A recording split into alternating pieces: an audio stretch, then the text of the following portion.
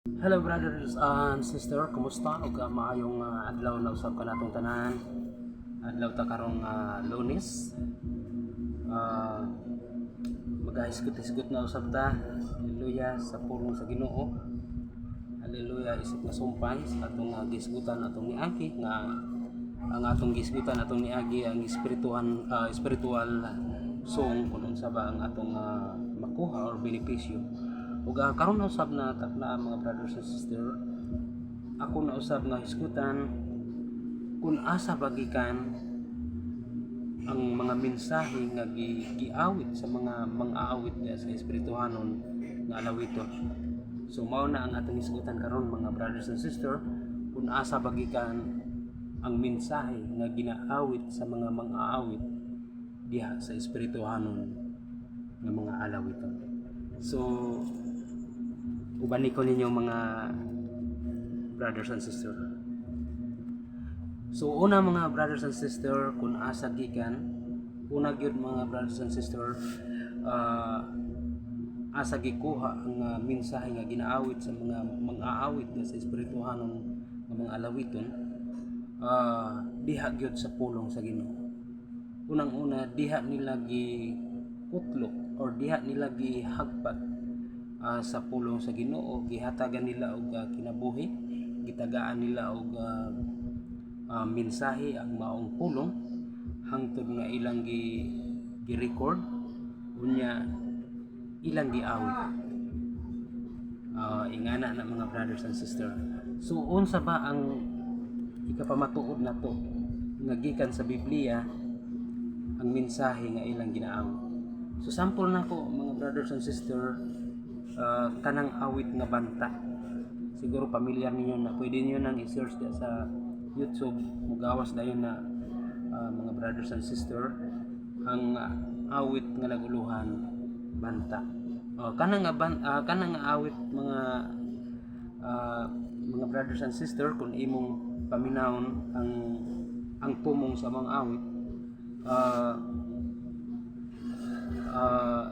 wala siya kanang banta na sa usa ka hari diha sa Juda, nga gisulong sa kaaway. So gusto nako nga basahon mga brothers and sister. Kung amoy Biblia mga brothers and sister, diha nato makita sa 2 Chronicles 20.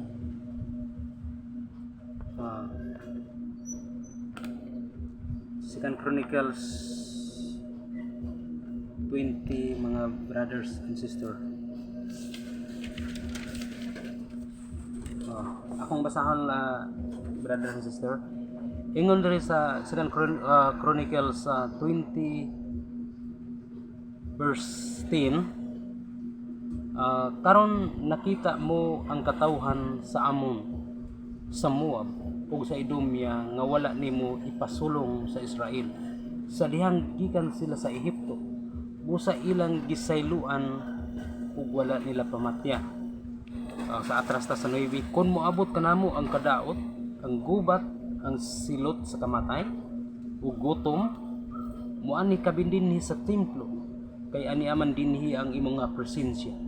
Mutuaw kami kanimo sa panahon nga magkalisod-lisod kami ug imo kaming tubagon ug luhason.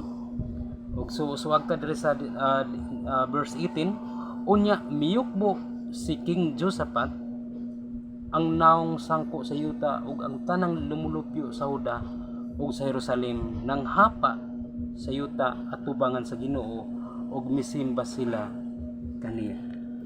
So dinhi mga brothers and sister, ang awit diay nga banta, diha nila gikuha sa Biblia. Sumala sa atong gibasa, gitagaan nila og history, lyrics nya ilang giawit. So ikaduha nga kung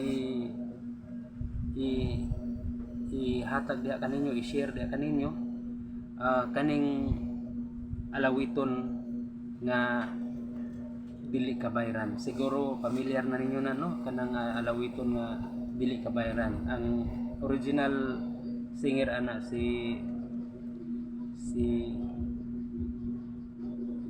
Solomon, na sa Solomon mao na akong na nakuha na ko na basa ko, dili ko sure sa kay Solomon o Salomon. Mao na mga kaigsunan. So atong kuhaon diha kung asa niya gikuha kana nga mensahe sa alawiton kanang dili kabayran. So ato na pong masayran mga brothers and sisters na diha gyapon sa Biblia. Kung wala ko nasayop diha sa Salmo nga nag-ingon si King David, unsa man ang ikabalos ko diha sa Ginoo. So laktod nga pagka sulti mga brothers and sisters nga kining duha ka sample nga awit nako, awit nga akong gisample gikuha sa Biblia. So atong makita din brothers and sisters nga dili day basta-basta ang mga mensahe sa mga awit, ilabi na kanang mga alawiton sa spiritual song. Dili day ordinaryo lang nga gikan sa tao, kundi kanang mensahe nga ilang ginaawit dili day na gikan sa tao, kundi gikan sa Dios. So makita nato di mga brothers and sisters nga angay day nato paminawon.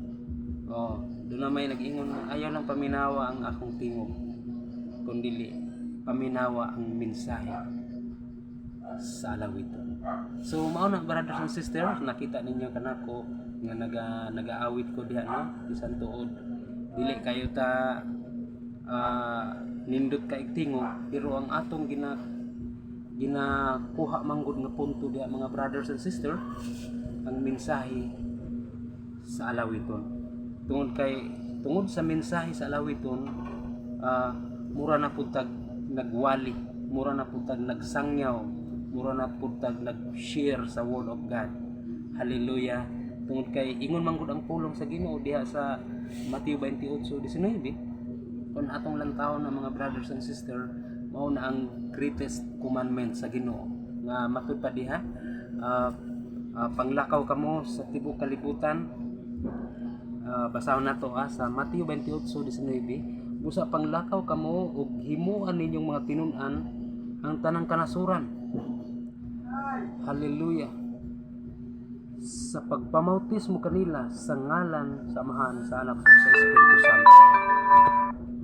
Hallelujah. Ingon po diha sa Marcos 16:15 to 16, kung doon na may Biblia diha mga brothers and sisters, paliw ko ninyo ukap o nya basahan ninyo.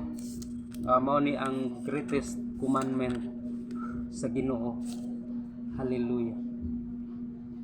Diri sa Mark 16:15 to 16, ingon diri ang pulong sa Ginoo, ug siya miingon kanila, ang giingnan sa Ginoo ani mga kaigsunan, ang giingnan ni Hesus Kristo ani mga kaigsunan kaning 11 disciples, kay 12 man unta to nya, kay si kuan man si Judas mao man to ang nagbudhi kang Hesus. So nahimo na lang ning 11 disciples. Hallelujah. Unya sa kaulahian na nakuanan lang gyapon to, napulihan, dunay gipuli sa katungdanan ni Judas. So atong basahon mga kaigsunan diri sa 15, ug siya miingon kanila, panglakaw kamo sa tibuok kalibutan ug iwalin ninyo ang maayong balita ngadto sa tibuok kabuhatan. Sa 16, ang mutuo ug magpabautismo maluwas, apan ang dili mutuo pagahukman sa silot. Praise God. So dalaygon kayo ang pulong sa Ginoo no. Hallelujah. So nakita ninyo diri mga brothers and sisters nga kana di ang mga mensahe sa alawiton nga atong ginaawit diya sa social media, diya sa Facebook. Hallelujah. Ayaw dili nato isipon unta nga alang lang sa pagpasikat sa kaugalingon, alang lang sa kaugalingon nga katuyoan. Hallelujah. Kundili mga kaigsuonan. Hallelujah. Aron makatuman ta, hallelujah, sa greatest commandment. haleluya, nga gisugo sa atong Ginoong Hesukristo, nga mao ang muwalit ta, mo share ta, haleluya, mutudlo ta, haleluya, sa pulong sa Ginoo. Haleluya, kay ang katuyuan manggod sa Ginoo mga kaigsuonan, luwason ang tanang tao. Kay kita nahibalo mga kaigsuonan, mga brothers and sisters, nga ang tanang tao nahisala gyud, haleluya, diha sa dalan sa Ginoo. Gusto sa Ginoo nga kanang mahibalik ta, haleluya, diha sa atubangan sa Ginoo. So I hope na nasabtan ninyo ang akong gamay nga tutor video, haleluya, alang sa paglig-on, alang sa pagdasig lang, alang sa pagpahinumdum lang sa atong pagtuo, haleluya, espirituhan nga pagtuo diha sa atong buhay nga Dios. Ang Dios magauban kanatong tanan ug God bless sa atong tanan.